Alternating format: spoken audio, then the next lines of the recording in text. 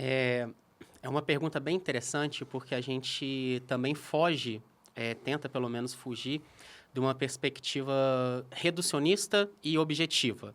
Então, ciência é isso, ciência é aquilo, com essas definições, por exemplo, de dicionários. Então, trazem tanto, por exemplo, o dicionário Aurélio ou o dicionário de Oxford, Harvard, trazendo as definições de ciência como práticas e metodologias que tendem a justificar e abranger bastante coisa, mas acaba abrangendo tanta coisa que outras pseudociências acabam entrando nesse meio. Se você for falar, por exemplo, apenas de como ciência sendo uma metodologia complexa e sofisticada que tende a estudar e a comprovar os comportamento humano a partir de uma ontologia ou de uma visão própria, a astrologia torna-se ciência, né? Sim, sim. E o que é muito problemático. Sim. A gente não vai fazer isso. O que eu gosto, né, definições boas de ciência são tão abordadas, seja pelo Chalmers, pelo Popper, né? Então, é uma perspectiva um tanto mais fisicalista. Então, se a gente está falando de ciência, ao grosso modo, né, rígido, então a gente tem que falar de coisas que são passíveis de serem mensuradas, passíveis de serem testadas, passíveis de serem falseadas, inclusive, que é uma das grandes diferenças daquilo que é científico e o que não é científico, como, por exemplo, seja as perspectivas existencialista, fenomenológica, até psicanalítica, como uma abordagem da psicologia, que não permite essa falseabilidade e também não tem atributos que são mensuráveis, né? Então, quando a gente está falando, por exemplo, de uma angústia existencial ou de uma estrutura de personalidade, como, por exemplo, seja o perverso, o neurótico, o psicótico, ou mesmo falando sobre id, ego, superego, eles não têm um correspondente empírico na ciência que permita não só a falseabilidade, mas também o teste. Sim. E tornando essas coisas, como traria também o Thomas Kuhn, né? Então, isso tudo, digamos, é uma das maiores críticas, se não a maior crítica do próprio Karl Popper, em definição do porquê que a psicanálise, já que você trouxe nesse ponto logo de início, seria considerada uma pseudociência. A questão de ser considerada pseudociência, ela só se trata a partir do momento em que o psicanalista identifica aquilo como ciência. Sim.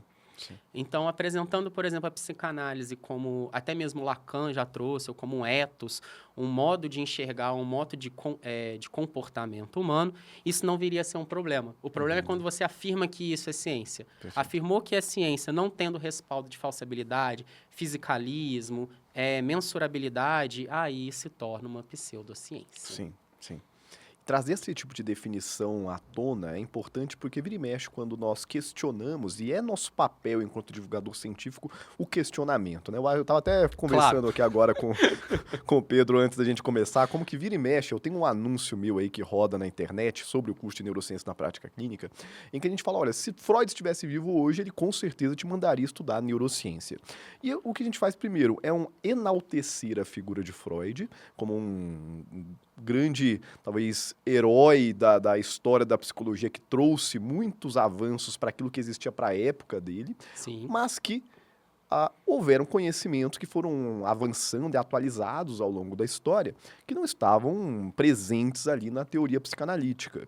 E só da gente trazer isso à tona, tem uma galera que vem respondendo quase que dentro de um dogmatismo. Como pode você estar questionando o nosso grande mestre? Blasfêmia. Uma blasfêmia, né? Então... Como que poderia ser científico e blasfêmico ao mesmo tempo? Sim. É uma coisa ou outra, diria Thomas Kuhn. São questões incomensuráveis. Sim. E até como você apresentou mesmo, quem traz isso também de uma forma bem interessante é o próprio Kandel, no livro dele Princípios da Neurociência. Então, que ele vai falar desse valor histórico e epistemológico, do Freud começar, né, a pensar e a tratar dos processos que se dizia inconscientes, mas hoje já não é nem um termo amplamente aceito, né, no paradigma do que seria ciência, o que não é ciência.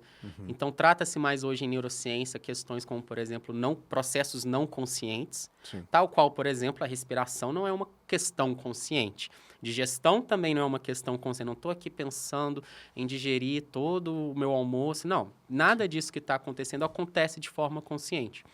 Mas há uma necessidade de enaltecer, igual você falou, claro, mas reconhecer que os limites da época, inclusive para não cair num anacronismo, que há hoje respaldo, por exemplo, seja em pesquisas com ressonância magnética, seja com, enfim, qualquer que seja o neuroaparelho de imagem, ou até medição, né, que a gente tem de taxas hormonais e tudo mais, que falseiam até muito ponto, não só a que a gente comentou da psicanálise, mas outras vertentes e outras propostas. Sim, sim. Seja fenomenológica, estoicismo, né, e até algumas mais antigas e que se buscavam respaldar mais na ciência. Perfeito. E que bom que você já citou isso, porque a gente volta na psicanálise daqui a pouco, porque eu acho que esse é um tema que é de muito interesse dos nossos alunos, do nosso público. A gente tem um grande público de psicanalistas e muita gente, inclusive, fala que consegue fazer um link muito legal da neurobiologia com as teorias psicanalíticas. E é claro que a pessoa ela pode levar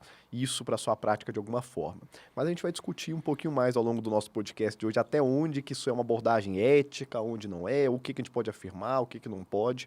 Mas você trouxe um ponto aqui interessante, que é que isso não se restringe à psicanálise. Existem muitas linhas teóricas, muitas abordagens, inclusive dentro de psicoterapia, que talvez a gente possa questionar se segue ou não essa definição de ciência que você trouxe aqui para a gente. Então, dentro dessa definição de algo que seja mensurável e que talvez você vai conseguir explicar até melhor para o nosso público, né, o que é essa ciência de fato. Aí vai uma pergunta ácida, uma pergunta que eu sei que muita gente que segue uma linha mais convencional pode achar até ofensiva, mas não é. É uma pergunta importante. Tudo que é ensinado na faculdade de psicologia segue realmente os critérios para ser considerada ciência ou não? E por quê? Excelente pergunta. Bem complexa e espinhosa, né? Como você mesmo já trouxe. Mas a resposta é assim, a grosso modo, não segue. Quando a gente está falando, por exemplo, de ciência, dessa perspectiva de ser uma prática baseada em evidências científicas, a gente tem que entender, que eu acho que é interessante também, as definições de ontologia, de visão do mundo. Uma ontologia, por exemplo, um dogma, ele nunca consegue ser, por exemplo, falseado. Então, a partir do momento em que você coloca essa visão e essa perspectiva para alinhar a sua pesquisa, isso pode gerar um problema. Então, a gente traz também, por exemplo, na psicologia, né, no curso de psicologia, tem questões relacionadas à história da psicologia, tem introdução à filosofia, introdução à sociologia, e nada disso é científico. Sim. Filosofia, sociologia, e eu não estou dizendo científico no primor mesmo da palavra, inclusive como Popper, né, vai definir a questão de ser ciência ou não. E isso é importante de trazer, justamente porque a gente está passando por um momento digamos assim, das ciências e das pesquisas, que é de tentar valorizar tudo aquilo que é científico e o que não é científico não vale. Sim. Então, filosofia, sociologia, história, geopolítica não é ciência a grosso modo. Arte também não é. Cinema, teatro, literatura. Clarice Lispector não é ciência. Perfeito. Mas não quer dizer que ela não tem um valor histórico, cultural e um valor a se notar. Sim. A questão vai ser uma frase um tanto quanto engraçada, mas eu adoro, que é a Paola Coracella. Sim, sim. Ela tem uma frase maravilhosa dela que ela diz sobre vamos chamar as coisas pelo que elas são. Sim. E a partir disso a gente para de cair nesse intermédio de que, então isso pode ser considerado ciência? Que é a questão do que a gente também estava conversando e debateu do Sheldon. Sim, em The Big Bang Theory, né? Que o legal da ciência é que cada um pode ter o seu ponto de vista sobre a confissão. Não, isso é filosofia. Não é bem assim, né? Isso é sociologia. Você não pode olhar um negócio e falar assim, que eu acho que isso se encaixa como? É impressionante como que vira e mexe quando a gente está trazendo evidências científicas, tem alguém que às vezes carrega aquilo de uma forma tão dogmática e se sente... É como se alguém estivesse questionando a sua religião. A pessoa se sente afetada por aquilo e começa a querer trazer uma ideia de que não, mas isso é uma questão de ponto de vista. Não. Ou é ponto de vista, ou é ciência. Exatamente. Né? É claro que podem existir formas diferentes de interpretar algumas questões na ciência, mas, em geral, o objetivo da ciência é não abrir margem para interpretação. É que aquilo ali realmente seja objetivo. E aí cai numa questão importante também, que é sempre um assunto que surge quando a gente está falando sobre isso, que são formas diferentes de definir o que é ciência. Eu já ouvi muito algumas pessoas falarem, por exemplo, a minha abordagem ela não segue essa linha, ou até defendendo abordagens da psicologia que não são essencialmente científicas, mas a pessoa vira e fala, não, mas isso é uma ciência social. Né? Ou seja, querendo dizer de que ela não segue os critérios de uma ciência biológica, de uma ciência exata, apesar da biologia também não ser exata, mas não segue esses critérios, mas é um outro tipo de ciência que aí eles chamam de ciência social. Como você responderia isso? Faz sentido? Olha, aqui existe a possibilidade, inclusive, de recolher meu diploma de filosofia nesse momento. É aqui que talvez as minhas colocações possam ficar até mais espinhentas. Fique à vontade. Mas ciências humanas não é um bom termo. Ciências sociais não é um bom termo. Quando a gente está falando de ciência, seja, por exemplo, seja das perspectivas... E eu não estou dizendo, só antes de tratar isso, que as questões sociais, as questões econômicas não influenciam na ciência. De forma... Elas influenciam, né? O Thomas Kuhn, inclusive, traz isso em Revoluções Científicas, que é a questão, a gente pode até pensar no boom da década do cérebro, né, que é os anos 90, início dos anos 2000. Se você tem um grande investimento financeiro, econômico e político, você tem um maior desenvolvimento, por exemplo, dessa área em neurociências do que em outras áreas, como, por exemplo, epidemiologia de doenças que afetam grupos de risco, por exemplo. Então, a política, a economia, elas influenciam. Mas dizer que isso são ciências é um tanto quanto complicado, porque você abre brecha para muita coisa. Sim. Então, a ciência, tem um colega meu também, ele é doutorando aqui da Fisiologia e Farmacologia da UFMG, é o Luan. Ele traz isso de uma forma bem interessante, que ele diz que a ciência ela não busca esses grandes universais. Sim. Diferente das ciências humanas. Quando a gente está falando, por exemplo, de existencialismo, ou, por exemplo, de estoicismo, seja... Vamos pegar a perspectiva fenomenológica dessa abordagem da psicologia. Você enxerga o ser humano a partir daquilo. Então, isso, obviamente, vai influenciar. E não vai permitir, por exemplo, que você tenha as fugas ao erro. A ciência em si, ela não está preocupada com o universal absoluto. Ela está preocupada em fugir do erro. Um grande artigo científico, por exemplo, um bom artigo científico, ele não vai simplesmente dizer o sal faz mal para a saúde.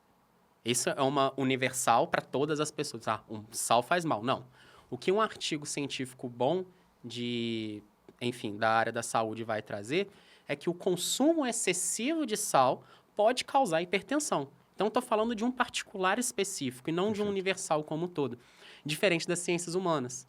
Sim. Então, as ciências humanas ela vai definir o ser humano, por exemplo, pela perspectiva existencialista. Ou pela perspectiva estoicista, é a busca do prazer. Porque se você coloca esse óculos, essa lente de como enxergar o mundo, não tem como você discordar que, por exemplo, qualquer que seja a tomada de decisão humana, ela não está buscando prazer próprio. Sim, sim. E aí isso vira um rigor científico. E aí como é que você contesta? Como que você falseia isso? Não há essa possibilidade. Então, eu acho que ciências humanas, ciências sociais, é um termo muito espinhento para se definir, que a gente poderia falar sobre humanidades, disciplinas de humanidades. Sim. Não precisa falar como ciência social. Perfeito. Até porque você não tem previsibilidade de eventos, você não tem a delimitação e a mensuração de objetos, por exemplo, fisicalistas. Quando eu estou falando de mente, de consciente, né, não tem como eu constatar isso numa perspectiva fisicalista. Aqui, a mente está aqui, como Descartes, inclusive, tentou com a glândula pineal. Assim, é aqui que fica a mente. A gente sabe que não. Né? Não é uma questão tão fácil. É até uma questão que tende para um debate, inclusive, do Chalmers.